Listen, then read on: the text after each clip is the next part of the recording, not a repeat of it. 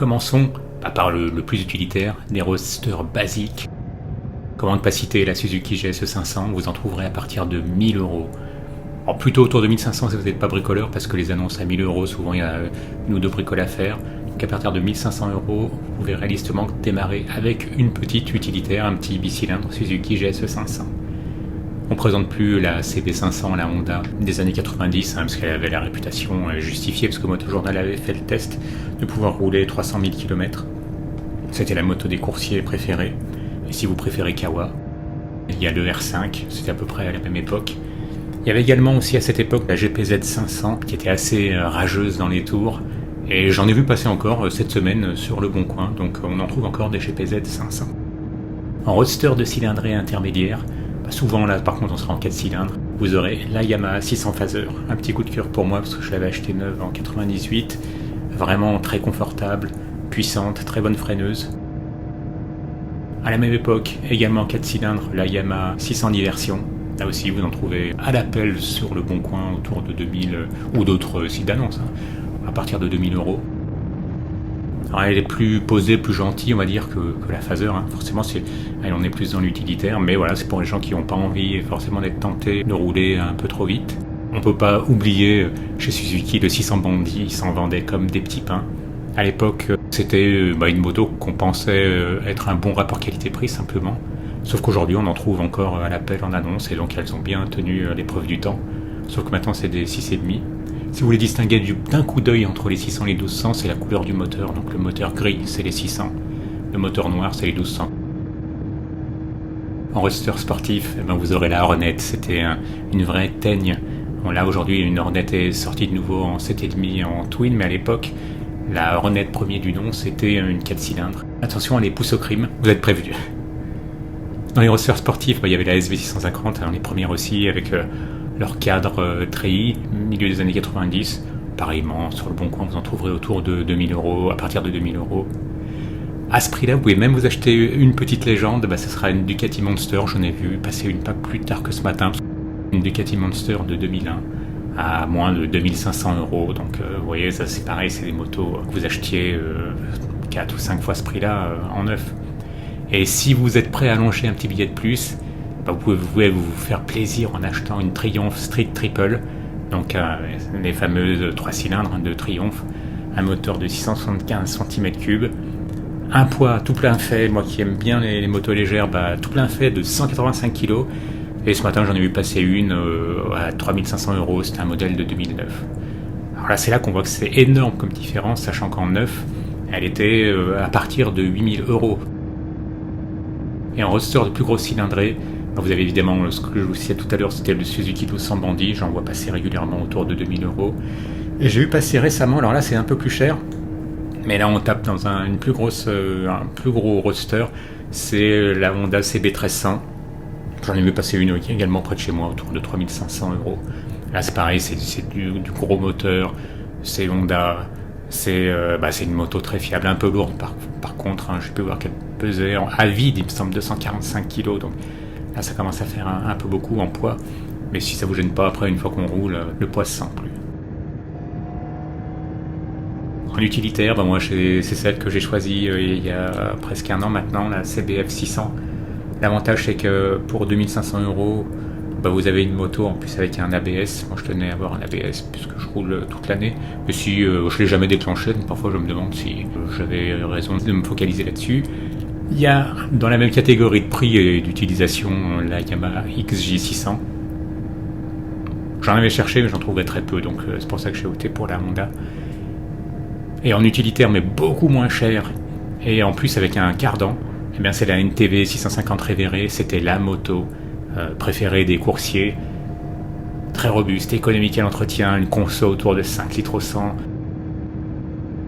Et point négatif que je voyais souvent passer, mais franchement c'est peanut, c'est une boîte un peu lente, mais alors est-ce que c'est dû au cardan ou pas, dites-le moi, parce que j'ai jamais eu de moto à cardan. Un peu lourde à béquille sur la béquille centrale, moi c'est pareil pour la mienne. La selle est un peu dure, c'est toujours pareil, ça peut se remplacer.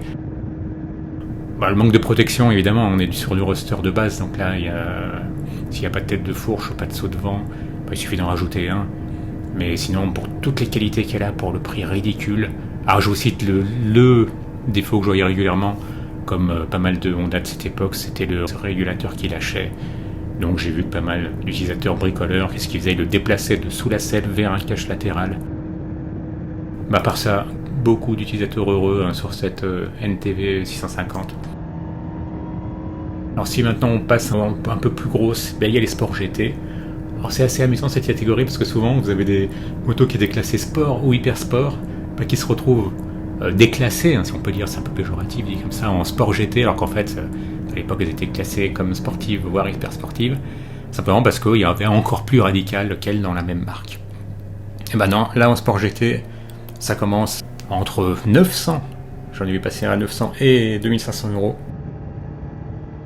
Et vous avez la Kawasaki 600 ZR, j'en ai vu passer à entre 1000 et 3000 euros très régulièrement cet été.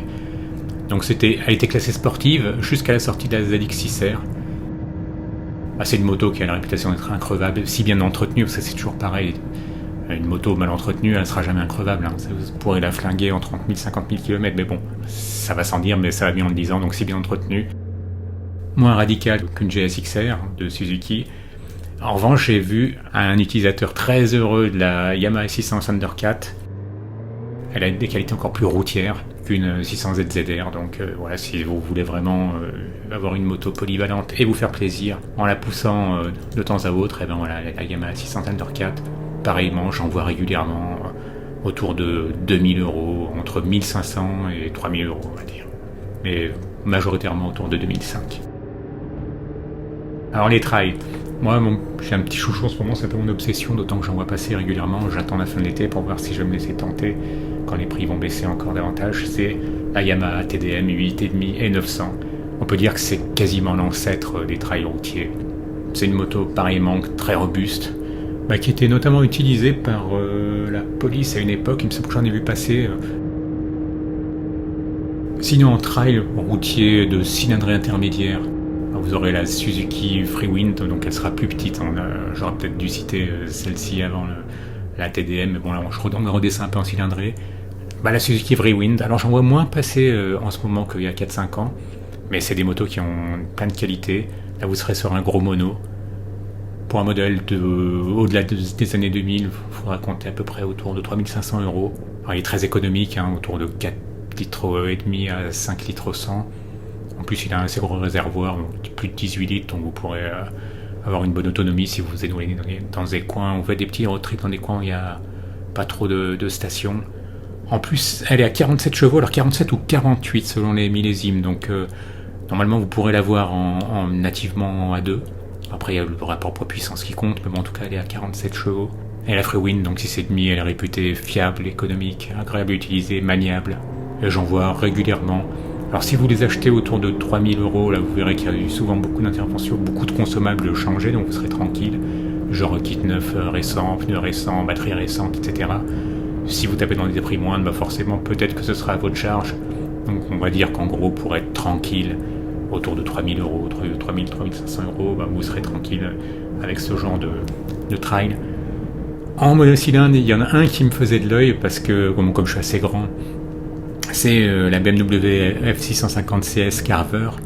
Et il y a une originalité que j'aime beaucoup. Je me demande pourquoi il n'y a pas plus de constructeurs qui optent pour ça, sur les motos assez hautes, c'est que son réservoir d'essence est sous le siège. Si bien que ça abaisse grandement son centre de gravité. Or, c'est souvent ce qui gêne les gens qui touchent à peine une pointe de chaque pied de chaque côté, c'est que sur les trails, comme vous avez souvent un centre de gravité haut, c'est vite fait de la laisser, de faire tomber à très faible vitesse ou à l'arrêt si vous n'êtes pas attentif ou si vous êtes sur un petit devers légèrement incliné. Donc j'en vois passer, pas souvent, mais en tout cas de temps en temps. Et l'avantage aussi, c'est qu'elle a une courroie. Donc pas de chaîne ni de cardan, mais ce sera une courroie. Et si vous préférez les twins, vous avez la KLE, mais la première du nom, pas celle qui est sortie cette année, je crois, ou en 2025. Donc là, c'est pareil, les Kawasaki KLE 500 des années fin 90 à 2000. Vous en trouverez pareillement entre 2000 et 3000 euros. En petite routière, un peu dans le même esprit que la Révéré, vous avez la Deauville. Elle existait en 650 et 700. J'en vois régulièrement passer entre 1500 et 3000 euros. Chez Suzuki, vous aviez une routière de cylindrée intermédiaire. Déjà à l'époque, il y avait un drôle de look assez particulier. On parlait de design bio. Je n'ai jamais su ce que ça voulait dire. En tout cas, c'était une moto qui s'est bien vendue, qui était assez appréciée, qui était dans un bon rapport qualité-prix, comme souvent avec Suzuki. Donc là, 7,5 GSXF. Si vous voulez une moto à cardan, vous pourrez voir chez Yamaha. Il y a la 900 version. Il s'en trouve autour de 2000-2500 euros. J'en vois passer très régulièrement. Très robuste. Le défaut principal qu'on cite chez elle, c'est son poids assez élevé. Et en routière pure, vous aurez la XJ 1200, également chez Yamaha. Et sinon, en plus récent, la XJR 1300. C'est pas par hasard qu'elles équipent la police, la gendarmerie, les douanes, qui doivent mettre 80 à 100 000 km par an. Donc c'est des motos très fiables, très confortables. Alors j'ai pas cité BMW, parce que je crains que le montant des pièces et des révisions soient un peu prohibitifs, mais peut-être que c'est un préjugé, n'hésitez pas à me le dire si je me trompe en commentaire. Mais j'en vois régulièrement passer entre 2000 et... parfois ça flirte avec les 5000. Si vous voulez des sportives, alors là c'est là que vraiment le rêve devient accessible avec des motos autour de la fin des années 90, début des années 2000. C'est-à-dire qu'en gros on passe à 15 fois le SMIC, à peine le montant d'un SMIC pour des motos de légende. Vous aurez par exemple une Honda CBR 600 de la fin des années 90, j'en ai encore vu passer une ce matin à 3500 €, qui totalisait 50 000 km. Vous aurez la CBR 900 RR Fireblade de 2005, autour de 2500 €, 60 000 km aussi. C'est des motos qui peuvent facilement dépasser les 100 000, 120 000, 150 000 km, ça dépendra toujours de la façon dont elles auront été traitées. Les CBR 900, j'en vois passer entre 3500 et 4500, donc pour une moto de légende, ça devient réellement abordable. Si vous voulez une moto qui soit utilisable aussi sur la route sans sortir complètement vermoulu avec le dos cassé et les poignets douloureux, vous pourrez jeter votre dévolu sur une Kawasaki ZX6R de la fin des années 90, pareillement autour de 2000 €. Et pour les ZX9R, c'est des motos de 145 chevaux à partir de 2500 €. Donc c'est là réellement que le rêve devient accessible, ça ne devient pas un slogan marketing. Pour les GSXR, de la fin des années 90, elles avaient la réputation d'être plutôt réservées à ceux qui songeaient à une utilisation plutôt pistarde, parce qu'il fallait être bien plus dans les tours, elle était plus radicale. Si vous en avez une, moi je crois qu'il y a eu des 600, des 7,5, des 1100. N'hésitez pas à le dire en commentaire. Moi je me souviens que j'avais un collègue qui roulait je sais même plus, c'est 7,5 ou la 1100 GSXR. C'était son daily, mais bon, à l'époque il avait la vingtaine, donc il reconnaissait lui-même que le confort n'était pas la première de ses qualités, et c'est pas pour ça qu'il l'avait acheté. Je réalise que j'ai oublié de vous citer la moto qui aurait dû être dans les sports GT ou sportifs tout court, c'était les VFR, ça allait à 7,5, ensuite il y a eu la 800. Après il y avait des plus gros cylindrés, mais celle-ci j'en vois très peu passer en annonçant qu'au-delà du 800, j'avoue que j'en vois assez peu passer. Et donc pareillement, mon voisin qui à chaque fois n'a pas de mots trop élogieux pour sa VFR. Alors n'hésitez pas à me dire si j'ai oublié dans cette tranche de prix, allant de 1500 à 2500 jusqu'à 3005, les motos que vous pensez vraiment être d'un excellent rapport qualité-prix et d'une bonne fiabilité. Bon, sachant que la fiabilité, ça dépendra toujours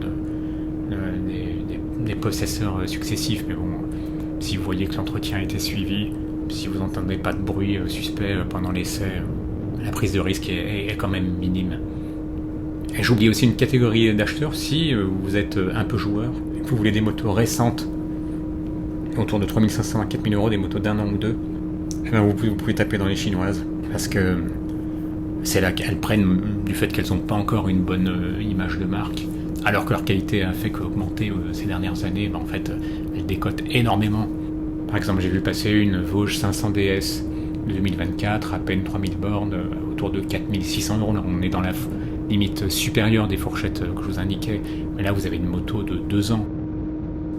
Je vois passer régulièrement des Brixton, la 500 Crossfire, autour des motos d'à peine de 2021, donc ça fait quoi, 5 ans, autour de 3500, et elles partent pas. Donc le problème c'est que vous-même, quand vous voudrez la revendre, vous aurez du mal à la faire partir, et l'avantage c'est que vous aurez une occasion très récente. Donc là on est dans la fourchette supérieure, autour des 3005. En trail, j'ai fait oublier un classique, un trail routier, la SV 650 V-Strom.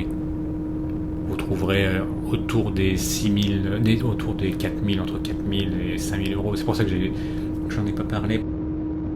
Si vous aimez cette vidéo, un petit like et surtout abonnez-vous. Pour vous, ça prend 2 secondes. Pour moi, ça aide énormément la chaîne. Et n'oubliez pas, il y a maintenant le site motardevivre.fr sur lequel vous pouvez retrouver des jeux vidéo, accès moto, un forum, une carte dynamique des prix de carburant les moins chers près de chez vous. Allez, bonne route et soyez prudents.